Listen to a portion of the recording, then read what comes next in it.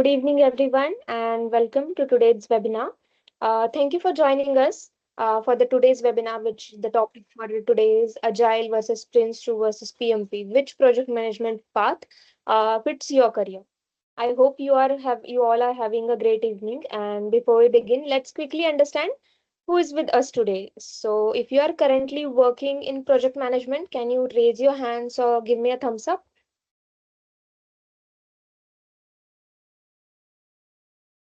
Okay.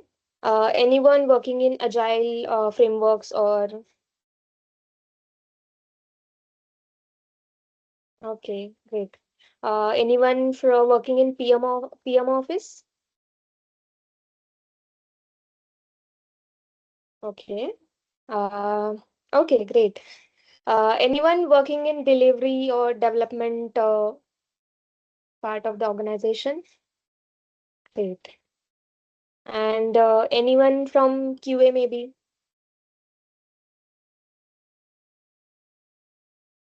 Okay, we have most people from development and delivery part. Great. We have variety of audience joining us. Now, one more quick question before we start. So, if you're still, are you trying to decide between whether to do Agile certifications or PMP certification or Prince2 certification? Can you give us the reaction, like if you're confused about it or you're sure about it? You can give thumbs up if you're sure, and you can give thumbs down if you're not sure.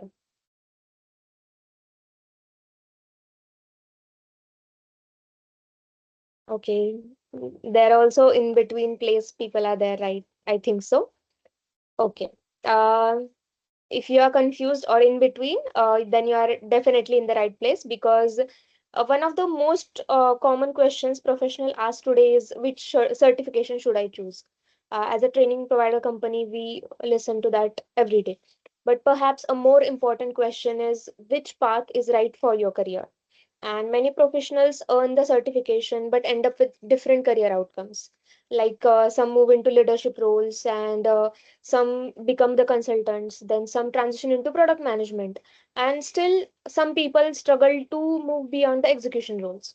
So today's session we will not going to just compare the frameworks which we mentioned like Agile, PMP, and Prince2. We are gonna get a more better understanding about where Agile, PMP, or Prince2 certifications will fit in organization as well as in your personal career for the long term growth. So now with that, throughout the webinar, if you have any questions, please use the Q&A section. We will address as many as possible during the Q&A segment at the end. Now, before we begin, I just want to introduce you to Knowlathon, who, for those who are joining us for the first time. We started in 2018. Firstly, welcome to Knowlathon.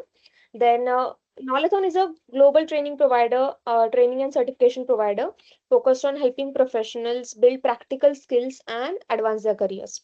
Over the years, we have trained more than 50,000 learners across domains such as project management, agile, IT service management, DevOps, cybersecurity, enterprise architecture, quality management, and leadership. So with the 250 plus certifications and training offerings, and as well as more than 80% repeat customer business, we work globally. We work with globally recognized certification bodies, including PMI, People Cert, PCB, Exim, CompTIA, TUVIR Inland, the Open Group, then VMEDU, and a lot more. So, with that, I want to tell you that our goal has always been simple to help professionals make informed learning and career decisions through practical and industry relevant guidance. And today's webinar is about that only. So, now it's time to introduce our speaker for today's session. We are delighted to have Mr. Vishal Kulkarni with us. Vishal sir is a certified agile coach and safe program consultant with more than 19 years of experience and experience in the IT industry and over 8 years of experience helping organizations adopt agile way of working. He has worked across various sectors like banking, ERP, ITSM domains, which brings him hands-on experience in project management, product management, release management, agile coaching, and enterprise transformation. So he also holds several globally recognized certification, including SAFe, Scrum, Prince2, ITIL, Management 3.0, and many more. And not just certification, he is authorized training partner of PeopleCert, DevOps Institute, and PMI.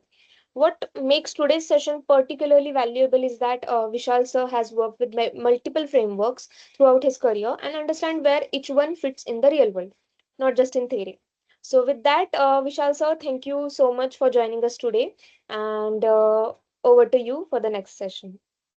Absolutely. I hope you can hear me clear and loud. Yes, sir. Absolutely. So, people will go ahead and get started with the fundamentals aspect of it. Thanks to Knowlathon for giving me an opportunity to speak about one of the most confusing area. Majority of the leaders, or I would call it as professionals, they do have.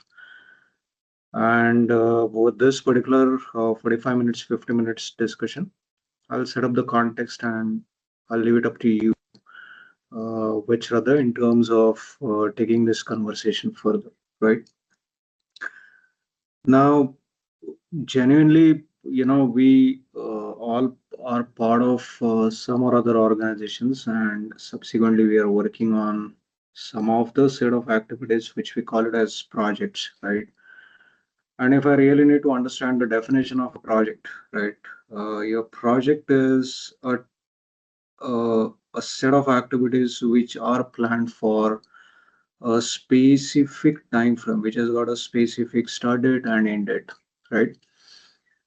An objective is to make sure that the expectations of our customers they are met, and subsequently, organizations are getting benefited out of it, as well as even customers are getting the right set of solutions at every point in time. Right after the Second World War, the project management was introduced as part of the overall planning aspect of it, planning, execution, so on and so forth. But subsequently, that has become a global trend in terms of the way we should manage our deliverables, right? Though we are not part of the war, but definitely our projects, what we execute, they are not nothing different than a war, right? So that's pretty much what we have understood. And if you look at the set of activities what we carry out, there are different set of 49 processes which we run through it, and we make sure that we coordinate against those processes and make sure that a complete deliverable which is usable meeting the expectations of our customers that has been handed over to our customers. However, till this time, we have been experiencing that the traditional approach works well. Pretty much, the typical linear way of doing the software development, wherein we have a different phases. Pretty much, you have requirement analysis, design, development, verification, validation, and then maintenance, and then subsequently, the level one, level two, level three support teams. They actually go ahead and take care of those customers in the live systems. But certainly, you know, if you look at, there was a survey which was concluded couple of years back, wherein the organization was trying to identify how much, what is a percentage of a successful project execution. And to be very honest with you, out of 100 sample projects which they take into consideration, they could realize that there are only 30% projects which are successful. Now when I talk about successful project, it is all about the projects which meet the expectation of the customers. They meet the schedule, they meet the budget, they meet the timeline, and then subsequently the quality is the most important parameter. Even quality was delivered at a very higher level. Now, out of 100 projects, what they have taken into consideration, only 30% projects, what they could see as, successful projects. Rest are all, failed projects. Now, when I talk about failed projects, it is all about any parameter which is a little bit compromised. Probably your schedule, your budget, your cost, your pretty much timeline, you may have quality, some or other ways it has been compromised. And typically in certain cases, it has been a case which has been observed, especially, in my overall 26 years of career span, right? The 19 years what I've spent with a product-based organization, I've seen that, pretty much the products are delivered to the customers. Uh, they meet their expectations, but schedule-wise, they are delayed. And probably customer may, since they have paid for those solutions, they may go ahead and deploy it, but they may not use it. Even that has been identified as a failed project. Now, how do we really, get into the real details, right? When we start talking about, the root cause analysis of these 70% failed projects, right? The organizations, they have identified that, majority of the times it is all about the requirements, right? Which is playing a key role, and that is starting point for any project what we talk about. And subsequently, how do we really understand the set of requirements, right? The expectations of our customers. And typically, they are realize the fact that, the way we capture the set of requirements, it is pretty much, the two documents, fantastic documents, what we create is a functional requirement, or a business requirement documentation and systems requirement specification. Right? Our focus is more on developing the systems, right? But we somewhere we lost the factor of, how user wants to use that particular capability which is getting developed for themselves. And that is where, right, in 2001, right, Shraddha, if you can move to the next slide, please. Typically, the agile was introduced to the world wherein they said that, okay, for every project, not necessary that every process is important. Typically, it is more or less the challenges what we are seeing. Typically, we are seeing the challenges like scope creep, poor communication, lack of clear goals and objectives. But definitely, every project in today's context, if you look at it, even customers are smart in today's context, right? Wherein they are not going ahead with a time and material kind of a contracting agreements. They are pretty much staying focused on, the fixed price contract wherein they want their vendors to deliver the right set of capabilities in a stipulated time frame. And budget is always a constraint.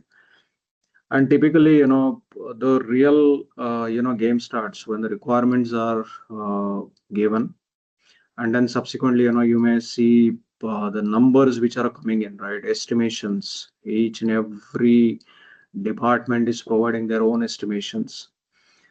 And typically, the involvement of the so-called gatekeepers, which we, in our organization, we call them as a QA or testing team. They're typically, taken into consideration at the latter part of the project.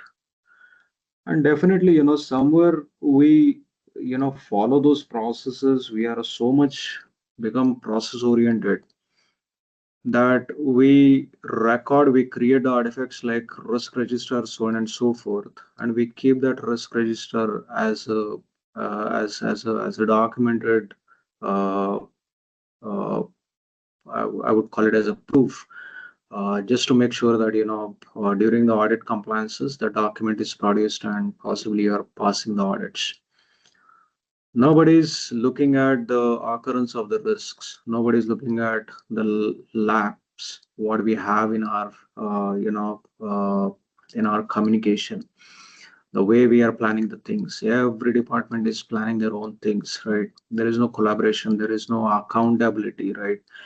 And then subsequently, we typically get into a situation whoever is available for the project, right? Specific roles we accommodate into our project, and that is how we execute our projects. Now that is typically a structure which we are habitual of working within our own organization subsequently over the period of time. Somewhere in 2001, if you move to the next slide, somewhere in 2001, right, a group of 17 people, right, who came together and they wanted to really, articulate how they are executing their projects. Wherein all these 17 people, they were deviating from those recommended and typically followed, linear cycle of executing their projects. They were completely deviating from that, and typically they were successful in making sure that their customers are getting what their customers are looking out for, their customers are happy, uh, their revenue generation is up to the mark, organizations are getting benefited out of it. The teams who are working on those solutions, they were happy because they were getting an opportunity to do work as a team and not in silos, role specific silos. And the 17 team members, they came together, they talked about their ways of working, right? And typically it was completely different than traditional way of doing the software development, which we call it as a typically a waterfallish way of executing the projects. And since then, especially after 2008 2009, right, agile has become a buzzword for majority of the organization, and they are typically, they are executing their projects in a, they say that okay, we are following agile, we are conducting the daily stand-up meetings, so on and so forth. But under that agile wrapper, they are actually at the back end, they're executing the projects in a traditional manner. And that typically that leads to a confusion in terms of whether we should follow agile, whether we should follow the recommended 49 processes approach by PMI, or probably we should go ahead and start looking at one of the European project management standard, which is Prince2, right, which is like projects in controlled environments, and what will really benefit to me, to my organization, and to my customers. And typically, this is where we identified a gap, because based on the a number of training programs what we execute, right? This is a typical question: what should we do? Whether we should do PMP, whether we should go ahead with Prince2, or we should learn more about Agile. And I'm here to clarify that particular doubt. Agile is not a framework. Agile is not a methodology. Agile is not a project management capability. It is giving you a placeholder, I would call it, which allows you, or which gives you a mechanism to execute your projects in a in a very much flexible manner. Now, how whether this flexibility can be accommodated as part of your Prince2 PMP, and to answer your question is yes, it does, because Agile comes up with adaptability, right? Wherein there are frequent plans, there are the discussions which involves the team members. We have the skilled people, taking part of the project, and as and when their job is done, they are moving out of the team, and they'll start working on some different assignments. Typically, it is all about the entire work is been planned by the team as a team. There are no role specific silos, and typically the teams are planning their deliverables for 1 to 4 weeks of time frame, wherein they are showing their eagerness in terms of accommodating the changes what customers are looking out for. And you may ask me a question stating that, then how does it really different than the scope creep? The example, the survey which I was talking about sometime back, the 90% projects which failed because of the incorrect articulation on the set of requirements, which indicates that at the initial stage of your software development life cycle, or any project stage, right, not necessary that your customers are pretty clear on their expectations from the systems which your and your teams are going to develop. And that is where instead of we doing a upfront planning for next 6 months, 10 months, or probably for a year or so, if we are having the dilemmas in terms of what could be the expectations of our customers, then it becomes more sensible in terms of we asking the prioritizations or priorities to our customers, and typically develop those modules and demonstrate that. And this is a human tendency wherein if you get to see the products, right, you will make a better decision in terms of whether you need that particular product or probably you need certain changes in that. Right. Recently, I was planning to buy a tab, right, wherein I wanted to use it as a laptop or probably a quick machine, which is pretty much low in weight and possibly I can quickly assemble it and there are no wires associated with it, right? And I can use it the screen as a tab, and then possibly as and when I want to use a tab, type want to type something, then I want to have a keyboard, so on and so forth. And there were a lot of options which I could see, right, wherein on the Amazon or probably on Flipkart, so on and so forth. And subsequently I realized the fact that the product what I'm looking out for, that product is available for sale. It meets my expectations. But you know what? I want to see it. I want to feel it. And that is where I visited the nearby shop and I made my best decisions. And your customers are not really exceptions to this, right? Wherein they are having a confidence in you, they are having a confidence in your organization, they are having confidence in your skills, capabilities, so on and so forth. And that is the reason they are rewarding you with that particular contract. But to be very honest, if you keep your customers engaged into your projects, right, and pretty much at every regular intervals, you keep on demonstrating what is being developed for them, that makes a lot of sense. That builds a confidence in their mind as well, right? It's a win-win situation for both, wherein you show your flexibility into your planning, wherein you are making sure that any changes what your customers are recommending, you are asking for the priorities and you are making sure that you're accommodating those changes as part of your plan. And typically it happens in consensus, right, by all the stakeholders, which includes your customers. And definitely customers are involved into your project. You have other stakeholders within the organization who are in the processes, tools, technology, the knowledge areas what the teams they do have. They get a free hand in terms of experimenting something and possibly ask for the feedback to themselves whether those processes, technology, tools really enable them to deliver the right set of value to their customers at every point in time. And if it is not delivering the right set of values, then definitely it makes a lot of sense in terms of making the changes. And that is nothing but of the teams, organizations, they are staying focused on the continuous improvement.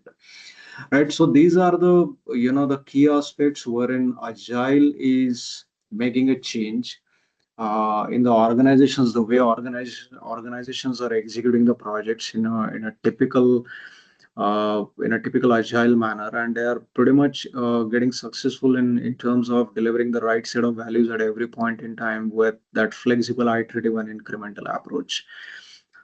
Now, as we move on, right, typically, like I said, Shraddha, if you can just move on to the next slide, please. Right. Typically, like I said, 2001, wherein this 17 people they gathered together, they talked about Agile as a philosophy. Some of us we really call it as a methodology, Agile methodology, but it is not, right? Let me be very blunt on that. It is not a methodology in itself. It's umbrella concepts. It's a cultural aspect of it. And typically it is bringing in the change the way we operate on our projects, right? So the project management frameworks what we do possess, right, the four values and 12 principles really enable those the project management framework to flourish further and allow the teams to explicitly exclude some of the unwanted processes by taking a tailoring approach and make sure that you are making your customers happy by giving them the solutions either on the timelines what they were expecting, or subsequently, you make that particular solutions available before the customers they really look at that particular solution, or it's like meeting or exceeding the expectations of your customers. Now, this agile is, like I said, it's not a methodology, it's a umbrella term. But how do we really adopt agile, right? Because it is a philosophy, it's a cultural aspect of it.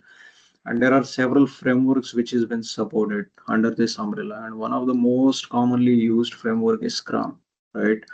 Which is actually reflecting the iterate-driven incremental approach, which is pretty much allowing the teams to plan for next 2 weeks at the max, plan for next 4 weeks, execute that work, and subsequently make sure that we are involving our customers, we are taking the feedback from them, and we make sure that we are delivering the right sort of things at every point in time. Typically, these frameworks are giving the organizations and teams a real, fantastic flexibility, better planning, better feasibility, and better predictability, right? In terms of what we have done, uh, whether customer can go ahead and adopt that, or probably deploy those solutions or release those solutions to their end customers in the live system, or possibly we take an incremental approach wherein we are building the softwares in a smaller pieces, and we make sure that consolidated view what we are giving it to our customers as a single bunch. But for sure, your customers are going to play a key role, your stakeholders are going to play a key role in terms of talking about the prioritization on the set of requirements, the changes what they want to bring in, the additional fundings which are needed, even if you have a fixed price contract kind of project agreements, and make sure that everybody is onboarded on the expectations, everybody is onboarded on the set of deliverables, they agree on it. If there are any changes, they do a prioritization, they plan together, they succeed together, and they make sure that everyone is having that win-win kind of a feel. Definitely, the Scrum guide, which is one of the I would call it as one of the reference material, right, to learn more about what Scrum is all about, right? And if you visit the scrum.org, you will subsequently, you can download this particular Scrum guide, and you can get to know more about what Scrum is all about. And suddenly, you may see the reflection of your agile values and principles into those Scrum guides subsequently. The latest version of Scrum guide is 2020. And if I move on to the next slide, definitely you may want to understand the correlation between the different project management frameworks and agile, right? And typically uh, they are not different in nature. Let me be very honest with you. uh, they are supplementing each other. They are gelling with each other, and subsequently, these are the different frameworks published by different authorities. PMP, Project Management Professional, is typically offered by PMI, Project Management Institute. PRINCE2 is pretty much projects in controlled environment, version 7, that has been offered by PeopleCert. But if you look at and if you start studying those frameworks, project management frameworks, you'll realize a fact that majority of the frameworks, they are referring to agile, and they're typically referring to Scrum as a base framework, wherein they are allowing you to execute your organizations, to execute your projects in a typical agile ways of executing the projects, or typical or traditional ways of executing the projects, or possibly you may have a mixed approach, which we call it as a hybrid approach. And subsequently, in certain cases, right, by definition, project, every project is unique in nature, right, which is associated with a goal which needs to be achieved by the team members in a stipulated time frame. which has got a specific start date and end date, right? Now, typically, if I really look at it, right, in certain cases, your agile may not work, right? Because in a typical vanilla implementation of your projects, right, you may have to, you may not have any changes in the set of requirements, and there is a placeholder in terms of, you need to take a approach wherein the implementation is going to be simple, straightforward, right? If you try and bring in agile over there, yes, the projects are bound to fail. But in today's context, what we are looking at is like our customers are smart, our customers are dynamic, our technologies are changing, right? And if we don't understand those patterns, definitely it is going to lead our products or organizations to move out of the market. You have the best examples in front of you, right? Nokia, one of the highest mobile phone making organization, right? It took not more than a year to move out of the market because they declined the technology upgrade, wherein they said that we are completely strong on Symbian OS, and they denied to adopt Android, right? But Samsung was the first one who adopted Android, and you know the history, right? So typically, organizations, they don't want to typically get into that particular situation, and they are trying to make best possible, or trying to build that particular predictability, what could be the futuristic view, the way customers are looking at your organizations, the products, the services, what you're offering to them, right?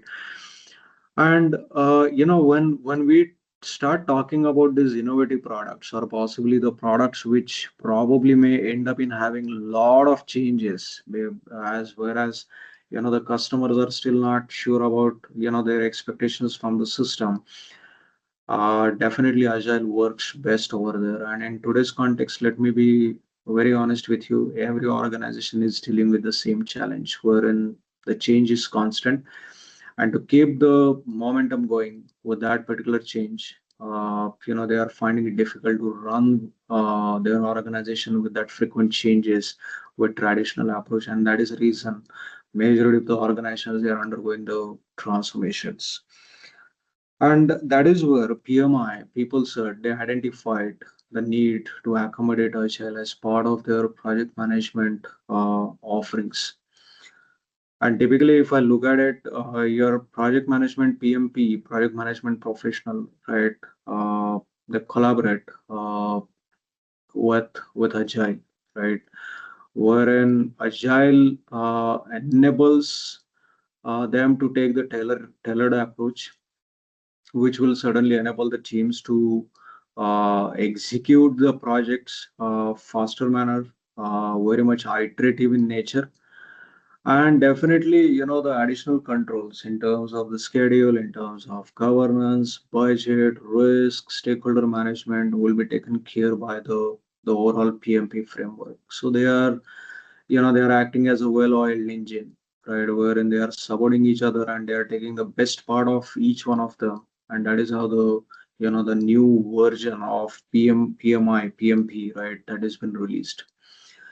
Now, definitely, you know, uh, it is bridging the gap wherein the PMP certified professionals, they are they are evaluating their team's progress based on the amount of work what they have executed, which we call it as velocities.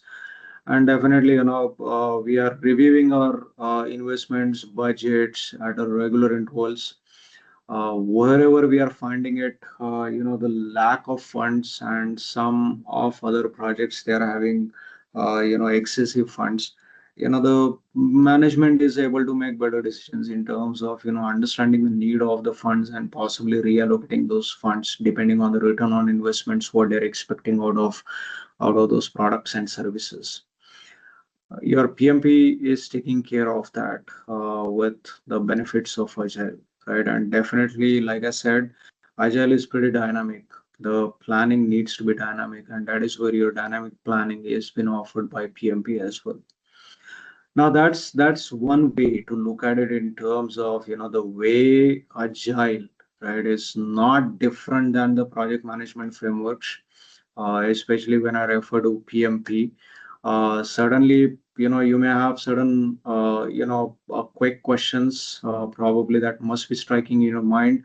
Then whether Agile is different than Prince2, and that is what we are talking about in the upcoming slide. Wherein, when I talk about this Prince2, right?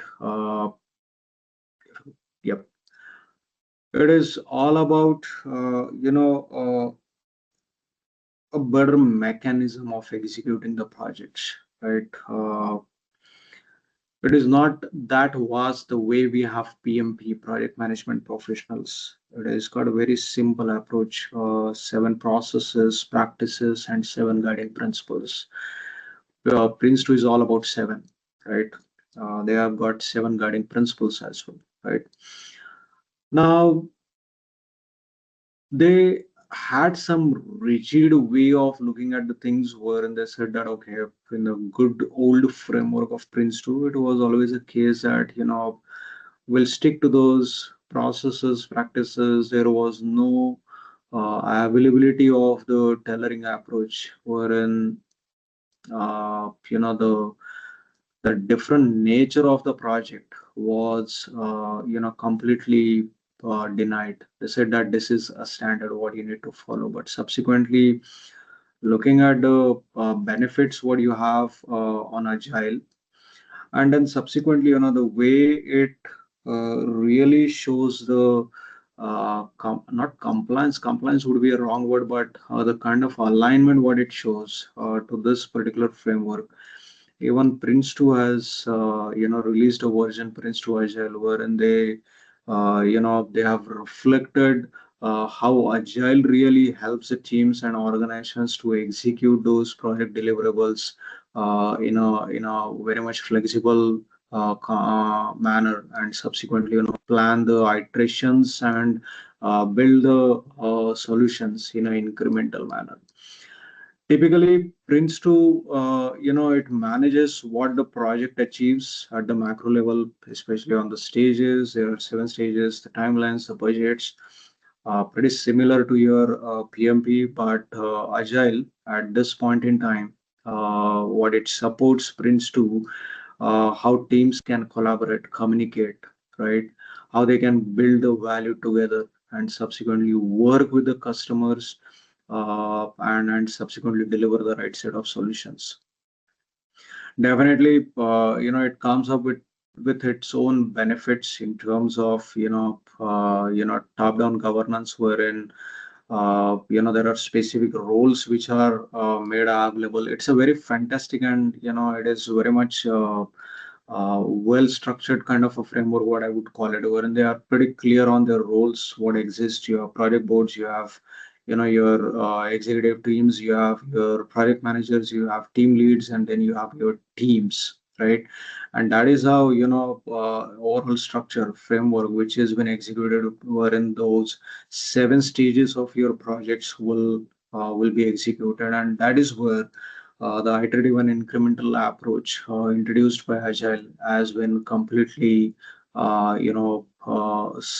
supplementing, or probably has a complete alignment with that, and it is making a lot of sense and making organization and teams life easier, and it is bridging the gap between the different roles.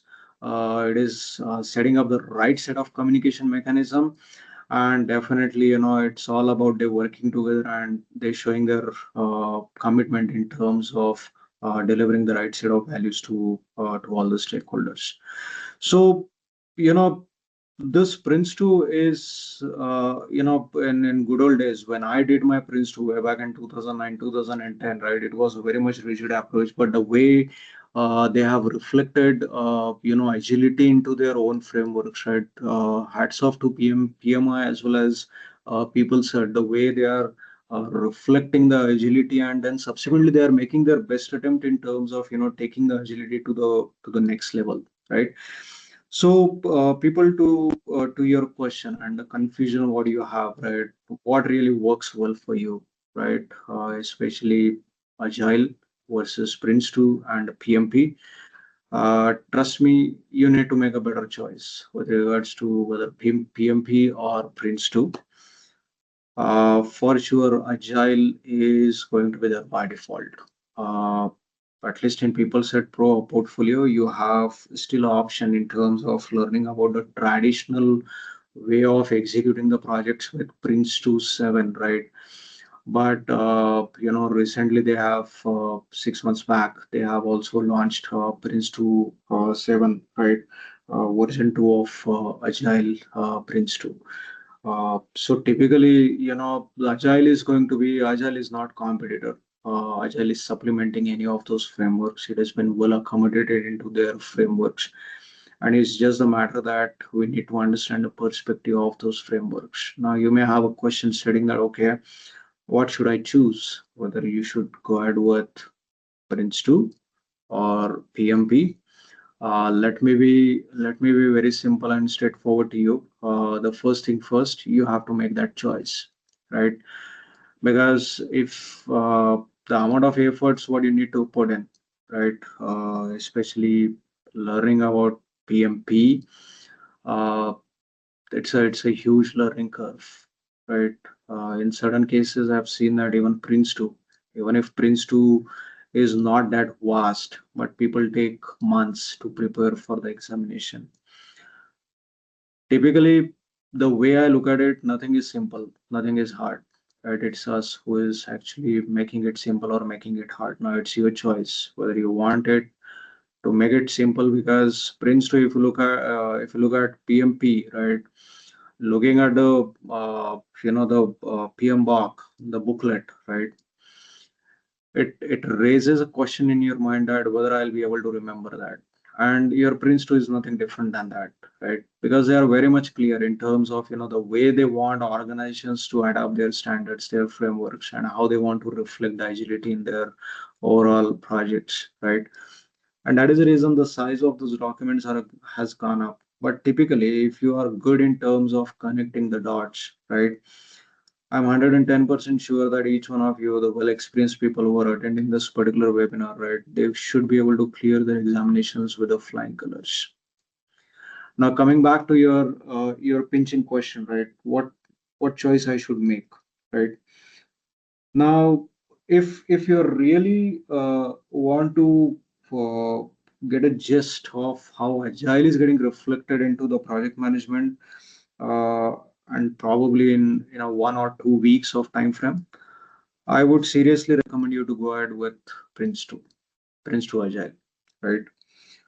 But if you really want to look at the big picture, how the organizations are executing the major projects, right, the big size kind of projects, right, then I would recommend you to go ahead with project management professional.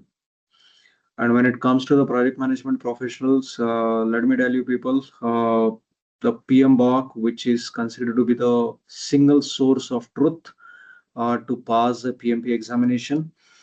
Uh, Typically, that is they are revisiting that particular single point of reference material for the PMI examinations.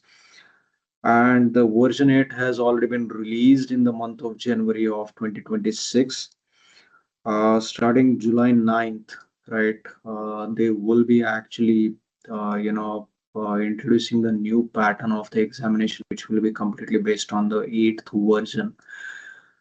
Now you will ask me a question stating that, okay, is that difficult to pass the PMP examination? No, that's a myth.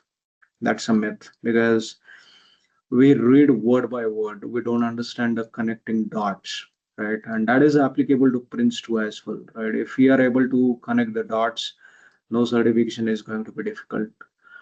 What has changed in PMI is pretty much they have put in more emphasis on the business environment, and processes aspect of it. And typically, some portion of people, right, they have typically reduced it to a greater extent. Typically reduced it to a very little extent, not a greater extent. but they have increased and they have they have made their best attempt in terms of whatever was cut down from the people and processes. They have given that advantage to the business environment or business acumen as well. Now, if you're really, good in terms of connecting the dots and understand the concepts, right? Instead of you taking your own experience, project management experience, if you really look at those fundamentals, I think you should be good in terms of clearing your certification examination as well, both the certification exam as well, right? So it's your choice at the end of the day, wherein if and I'm sure that you may be finding it little interest, you may be finding it interesting as well. And if you really need more information, you have Shraddha, you have Priya, where you can get in touch with them and possibly find out, the details around that. And they will be, they are much knowledgeable than me in terms of giving you all set of required details as and when you need it, right? So I think that's pretty much what I wanted to talk. Shraddha ma'am, if you have any additional slide, I don't think so. Yep, that's pretty much what I wanted to talk about. All right, people, any questions you might have? Uh, Maybe put your questions on the Q&A window. Yes. Anyone have any questions related to the session, to Agile framework or Prince2, PMP, which one to go with? Maybe you can add up where you are in your career, and maybe Vishal sir could help you and suggest something. If you want to unmute and talk or raise your hand, I'll unmute you and then you can ask the question.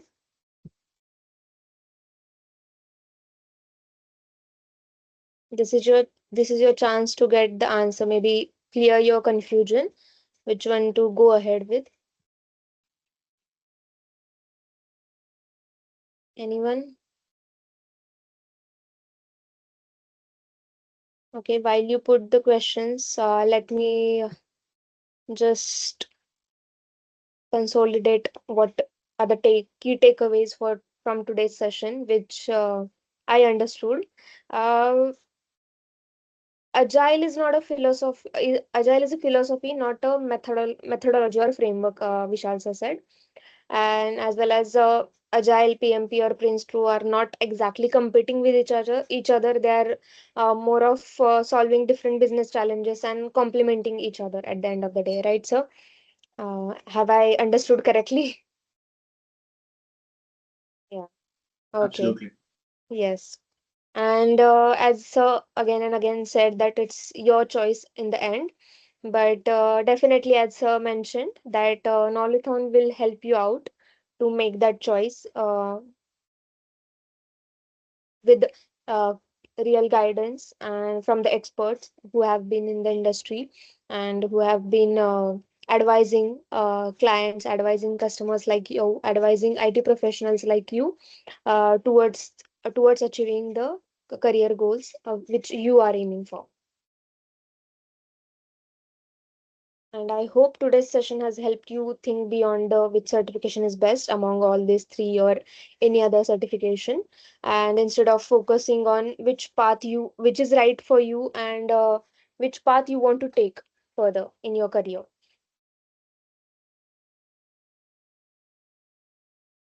Anyone, any questions? Have you enjoyed the session? Give me a thumbs up.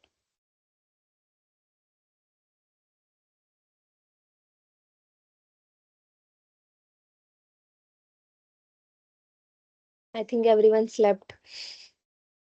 Okay, we got a thumbs up.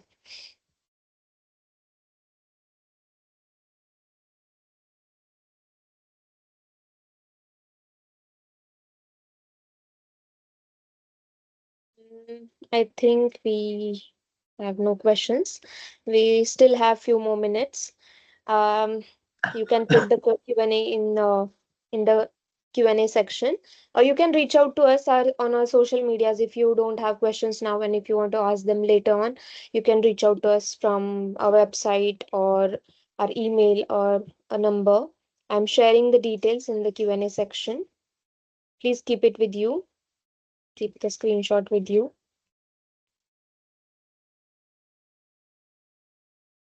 As well as here, please scan the QR code and give us the feedback.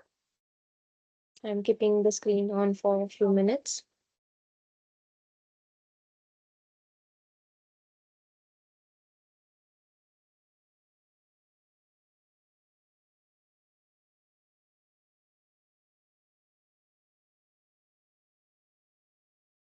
Okay.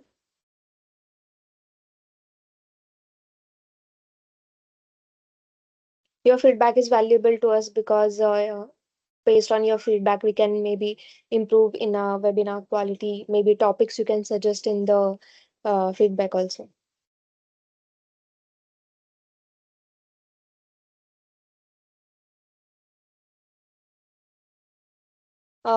Till then, thank you everyone for joining us this evening for this webinar. And special thank you to Vishal sir for sharing his practical insights and real world experiences with us. Before I wrap up, I like to leave you with one final thought that there is no single certification that guarantees career success.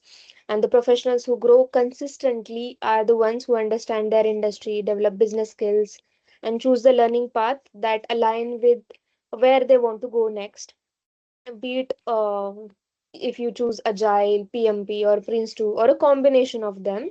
The goal should be to build the capabilities that help you create value and deliver results in your organization and as well as in your career. So, if you're still evaluating which certification path makes more sense for your career, our team is happy to help and guide you after the session. You can connect with us for certification guidance, eligibility inquiries, career roadmap discussions, or learning and training recommendations, everything.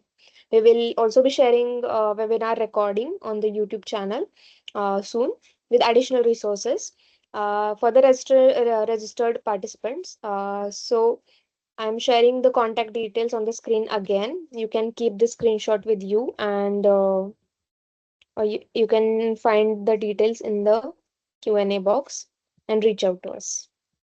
Keep that details with you anytime. You can reach out to us on all our social platforms, or you can just call us and we'll be there to help you. And I think there are no questions, sir. So thank you once again for spending your evening with us, all of you. And thank you so much, sir, Vishal sir, again for the insightful session. Um, Stay curious, keep learning, and we hope to see you at another Knowlathon webinar soon.